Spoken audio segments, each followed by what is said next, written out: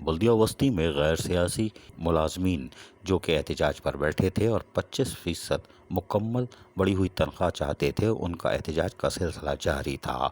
تاہم municipal commissioner محمد علی زیدی نے پنڈال میں جا کر ان سے ملاقات کی اور ان کو بتایا کہ بلدیہ وسطی کی انتظامیہ بڑھی ہوئی تنخواہیں دینے کے لیے کوشش کر رہی ہے، اور یقیناً یہ ایک اچھی خبر ہے کہ ملازمین جو کہ بلدیہ وسطی کے سالوں سے کام کر رہے ہیں اور گزشتہ کئی سال سے بڑھی ہوئی تنخواہ سے محروم تھے، لیکن ہم ان کو پہلے مرحلے میں بڑھے ہوئے 15% اضافی اس تنخواہ میں لگا کر دیں گے، یعنی کہ مارچ میں۔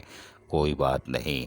تاہم انہوں نے یہاں قوم سے خطاب بھی کیا، لیکن یہ نہیں بتایا کہ ایڈمنسٹریٹر اور ڈپٹی کمشنر بلدیہ وسطی نے جس حق پرستی کا ثبوت دیا تھا وہ خواب چکنا چور ہو گیا۔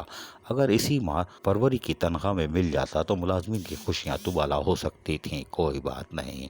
بعد ازاں محنت کشوں نے جو کہ احتجاج پر تھے وہ اس تسلی بخش جواب پر مطمئن ہو گئے۔ کوئی بات نہیں، یہ معصوم لوگ ہیں۔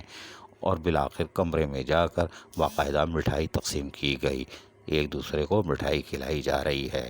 یہ بڑے معصوم لوگ ہیں۔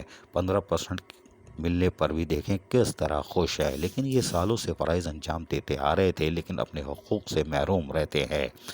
ابھی بھی بلدیہ وسطی میں ملازمین کے مسائل بے انتہا ہے اور اس کو حل کرنے کی ضرورت ہے، لیکن محنت کشوں کا یہ اتحاد یقیناً کامیاب رہا۔ عزیز عارف، KBS بلدیاتی نیوز، کراچی۔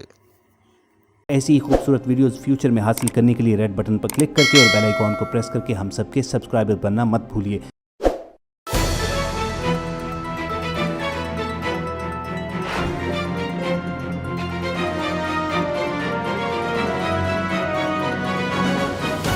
KBS بلدیاتی نیوز۔